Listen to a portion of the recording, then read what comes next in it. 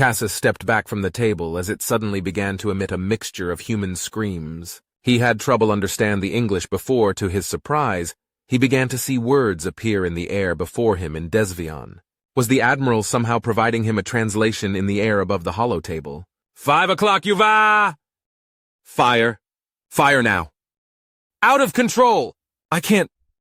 Shields at 20%. We need to change course.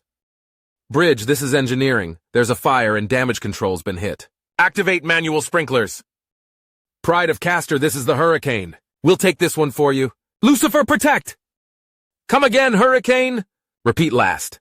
That was Andromeda's voice. He recognized it easily, even if he had trouble with the words. She sounded worried and confused for a second as the frigate rushed out and absorbed the blast, splintering into a million pieces.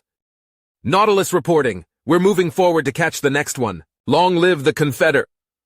A burst of static erupted from the table as he saw another frigate move forward and get vaporized by the massive plasma bolt. All frigates, this is the Pride of Castor. See screening maneuver, damn it! The table changed over to a video feed of the bridge. Andromeda wasn't in her usual power armor, but a much smaller and more subdued void suit. Or, he thought it looked something like a void suit, but not nearly as bulky as the Desvian kind. She was near the front of the bridge, leaning over the shoulders of 2 techs. Maintain formation. You don't need to do this. Our shields can handle more hits. Give 'em hell, Andromeda! She stood up straight then, hands gripping her head as she watched another frigate charge forward to absorb a plasma blast meant for the retribution. What are they doing? She cried out and began walking back across the bridge to another human Cassis had never seen. They're giving us more time to close in. We all know the stakes of this battle. Cassis looked over at Stahl, but he and Junko were too absorbed in watching the footage to tell him who that was. Don't blame yourself, girl. It's not like you can court-martial them for a direct order to not sacrifice themselves.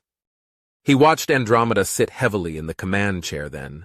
Without her armor on, she looked so small in it. Her shoulders slumped, tears streaming down her face. Tears? That alone made him blink and lean back. The Pirate Queen was crying? Fuck! Broadcast across fleet channels, she said then and picked up some sort of device from the arm of the chair. Know this, frigate captains, I will not ask you to sacrifice yourselves as you are, but I will see to it you are remembered for your valiant and noble decision. We'll make this count, I promise you. Then she set the comm back down. She looked so upset and distraught, it was clear to Cassis even with his limited understand of human body language. Distance to broadside range? She asked. 4 minutes at this heading, sir, a tech called out. In the background were numerous other voices, the techs in the bridge each dealing with their own little piece of the battle. Cassis figured the footage somehow muted their voices. Lucifer, help us. That's a dozen more frigates. Andromeda muttered quietly and then stood up. Prep bomber wings. As soon as we're in between the Congo flagship and the super dreadnought to the right, they're all to hit the one on the left en masse. All fighters forward in 2 minutes to screen for the bombers. Sir! Boarding ships approaching, a tech called out. Alert Marines and Commandos. Ship-wide PA. She grabbed that device from the arm of the command chair. All hands! All hands! Stand by to repel boarders. Gunnery stations on lockdown. Keep firing! As he watched, the bridge footage was replaced by a view of the battle once more. He could see the smaller ships slamming into the retribution, but it never slowed down as it aimed to drive a wedge between the 2 hostile super dreadnoughts before it. All around them, he saw other ships battling at various ranges. The frigates were clustered near the nose of the retribution, never ending in their suicidal mission to stop the hostile plasma bolts from hitting the ship. Left of the retribution, he saw battlecruisers start to turn to bring their broadsides to bear against the hostile fleet. He was a little surprised to see them stack up above or below one another, but realized that this let them all bring their weapons on target at the same time. He had just never witnessed a battle so large that it was necessary to split ships above and under each other like that. The faster cruisers and destroyers were pushing ahead along the edges of the hostile fleets to engage their counterparts. Even as he watched, ships flashed and died before he saw smaller streaks swarm over the retribution towards the hostile super dreadnought on the left flank. All bomber wings, this is Able Wing Actual. I have point. Form up on me. We need to hit this son of a bitch hard and knock out that main gun right now. No one breaks formation. No matter what! Cassis heard a chorus of affirmative replies and watched the gold streaks pass across the fleet while smaller fighters moved forward to clash with the hostile fighters closing in on them. "Port broadside at the ready, sir!" He looked back at the Retribution to see the enemy super dreadnought start to open up on the Retribution as it brought its guns to bear. "Sir, do we fire?" "Not yet!" Andromeda hissed, and Cassis wondered why as he saw the ship's shields get hit but did not yet collapse. Then it started to take fire from the super dreadnought to the right. "Sir, do we fire?" "Hold your fire!" Andromeda hissed. "Starboard broadside at the ready!" "Sir, all battle cruisers report they are in position!" "Fire!" Andromeda's voice screamed out, and he watched the Retribution finally begin to fire its broadside into both hostile super dreadnoughts at the same time. He gasped as he watched the line of plasma arc out and slam into either capital ship as their shields failed, though the Retributions had to be about to fail as well by this point. "Battle cruisers, fire now!" she cried out, and he finally understood why she had waited. The fleet's battle cruisers were stacked up before either hostile super dreadnought and began to fire as soon as the shields were down. Plasma bolts began to slam into the bows of the enemy ships. "Able Actual, this is Able 3, I can't hold under this fire!" Cassis looked back over to the bombers approaching the so far unscathed hostile super dreadnought. "Stay in formation! We are the tip of the spear! We are the vanguard! We do not falter!" Some of the streaks ruptured in tiny pulses of light then. "Able 3 is gone! Able 5 is gone! We have to change course!" "Stay in formation!" There was another flash. "Stay in formation! We're almost there! Torpedoes away!" The first wave of bombers began to pull up, but he didn't see any explosions on the surface of the hostile ship. "Fuck! They've got some sort of new point defense! Able arm all torpedoes and missiles. Disengage safeties. Follow me in. Able Actual to all other wings will clear you a hole. Eat shit, you Congo bastards!" Cassis watched several explosions pepper the bow of the super dreadnought. "What was that?" came Andromeda's voice once more. "Where's Able Wing?" "Sir, Able Wing has been wiped out. Bravo is still inbound." "God and Lucifer, damn it!" Andromeda cursed out, obviously upset. "All gunnery stations free fire. Main gun target hostile battle cruisers. Let the broadsides finish off the dreadnoughts." "Sir, shields are gone. Boarders have made it to the bridge deck." The table switched back to a view of the bridge as Cassis could hear gunfire in the background. "They're almost here! We need to get out!" a tech screamed as he rushed from his seat towards the door, but Andromeda grabbed him by the arm to stop him. "Ensign, we have a job to do. You need to get back to your station. Every one of us is needed if we're going to win this battle. Besides, if you go out there now, you'll be killed by the Congo Marines anyway. I won't stop you from running, but I'm not leaving until we've won." She let go of the man's arm then. "Are you?" Several other techs were watching, but the man nodded and returned to his seat, obviously shaken but still capable. Then the bridge was rocked by an explosion, and Andromeda staggered forward, gripping the back of her command chair. "Status report!" "Forward port hangar compromised. Port gunner sections 2 and 3 are gone." The footage pulled back, and he saw a massive hole along the front section of the ship, a scar that was still there if he remembered correctly. "Bravo Wing, this is Bravo Actual. I see where Alpha went in. Form up on me! Torpedoes away!" Cassis held his breath for a moment and then saw several explosions across the bow of the ship once more. "Point defense still down! All bombers focus on bow segment." He let his breath out at the announcement. "Negative Bravo, their main gun is still functional. All Delta Wing bombers arm everything you have and disengage safeties. Get in as close as you can to the gun before releasing. May Lucifer protect us!" He couldn't believe even more of them were willing to risk such a suicidal run after the first wing of bombers just flat-out rammed the enemy ship, but then he was looking back across the battle. Cruisers were engaging one another everywhere, while the battle cruisers and battleships focused on each opposing fleet's super dreadnoughts. There was another large flash on the Retribution's starboard side. "Starboard energy junction 3 just went up. Starboard gunnery sections 5, 6, and 7 are dark." The table switched back to a show of the bridge. "Divert power from junctions 2 and 4, override reactor 2 safeties to compensate," she called out. "But sir..." "Fucking do it!" she bellowed, and the techs quickly started to comply, it seemed. Then there was an explosion from the door leading into the bridge, and Cassis saw a figure in power armor knocked inside before another one charged after it. It was blue and yellow with markings he didn't recognize.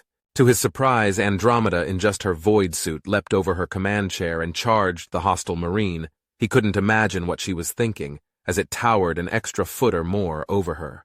But as the hostile tried to aim at her, she rolled and ducked and jumped, coming in close as she drew her sword. The Marine swung his gun at her, but she ducked under it once more and drove her sword into the back of the Marine's leg at the upper thigh. The figure staggered forward and then pulled out a massive knife, which he swung at Andromeda, who dodged back before charging in once more and driving her sword up into the armpit of the armored Marine. There was a scream as he dropped the knife, and then Andromeda rolled past as he tried to swing his arm out to hit her. Getting back to her feet, she drove her sword into the back of the Marine's other leg, after which he dropped to the deck. Quickly climbing up onto the suit's back, she raised the sword overhead and plunged it down into the back of the head. He noticed how much blood was on it when she drew it out. She moved to the downed Confederate Marine then. "Are you alive, soldier?" The visor opened, and he recognized the dark-skinned guard captain of hers. What was his name again? "Yes, sir!" "Then get out there and fucking stop interrupting me!" Andromeda yelled in his face before moving back to her command chair. The Confederate pushed himself back up and charged back out into the battle that was raging just outside the bridge. "Status," she called as she got back to her seat. "Shields are gone! Reactor 1 is damaged. Reactor 2 is already pushing into the yellow! Half of Delta Wing is gone! But all hostile super dreadnoughts have lost their main guns. Gunnery reports 5 hostile battlecruisers destroyed." "Frigates?" Andromeda asked, then clearly worried. Cassis still had trouble believing this was the same person, as she seemed so worried about the losses already inflicted. "They're all gone, sir." "Destroyers?" she tried next. "We've lost 19, sir. 10 light cruisers and 7 heavy cruisers. But all battleships, battlecruisers, and dreadnoughts are operational." There was a bright light before them, and Andromeda shielded her eyes. "Ah, 2 dreadnoughts are operational," the tech corrected. "So many lives." Cassis noticed that the woman still had tears streaming down her cheeks. She had been crying even as she killed that hostile Marine then. She didn't seem to bother brushing them away. "How many more will this cost us?" Cassis suddenly heard cheering then. "Did you see that, Charlie?" "Fucking fantastic, Delta. Fucking fantastic! This is Bravo Actual. We'll gladly see you boys in hell when the time comes." The bridge shot pulled back, and he saw the front half of the Super Dreadnought to the far left breaking apart. "Sir, the Congo Super Dreadnought Knights Templar is breaking up. We've lost almost all of Delta and a third of Bravo and Charlie, but it's breaking up. Juliet through Yankee haven't even launched yet." "Bring them around on Urban 2. We need to kill Gibbs now." Cassis saw more streaks among the battles start to veer off from the side and head towards the Super Dreadnought in the center. "What's the position of the extended fleet?" As he heard Andromeda ask that, the table zoomed out to show the ships that had tried to spread out around the planet, now quickly heading back towards the battle. "Lead elements are still an hour out. Heavy elements about 2. They're taking fire from Castor's defensive stations. We just lost the Sol in Mars!" The table zoomed back in as he saw the 2 Confederate dreadnoughts begin to break up. Junko had told him they were older. It seemed size didn't count for as much as better tech in this battle. Yet even as he watched, more and more conglomerate ships were breaking apart. Those bomber streaks were getting closer to the Super Dreadnought in the middle. "This is Juliet 1-3. Releasing! Shit! Aft point defense still active. I'm arming everything I've got. See you boys in hell!" "Juliet 1-2, you aren't going alone!" He saw 2 explosions near the aft of the massive ship before several more began to erupt along the side. "This is Juliet Actual. They've still got some point defense up, but it's not enough. Just disengage safeties and release as close as you can. Juliet Actual going in!" Waves of bombers were still incoming, and he watched them hit that side of the ship, while the other side was being hammered by the Retribution, which itself was taking broadsides from both sides, though the central flagship seemed unable to respond as quickly as it had earlier. He saw 2 more flashes as Confederate battlecruisers ruptured and began to break apart, followed by 2 of the slightly smaller battleships, and heard Andromeda's voice. "Status!" The Dauntless, Courage, Nile, and Mississippi are all gone. Then Cassis blinked, as there was a massive flash that emanated from the super dreadnought in the center. Urban 2's Rector just went. Shit, we've lost Juliet, Lima, and Kilo! The giant ship began to break apart, however. All bombers focus on remaining heavies. Pull strike craft back from the Knights Hospitaller, Andromeda ordered. Andromeda, we need their help to finish it off quickly. The table returned to a view of the bridge where Cassis saw the woman standing and talking to the human he didn't recognize from earlier. If their reactor goes, we could lose even more bomber wings.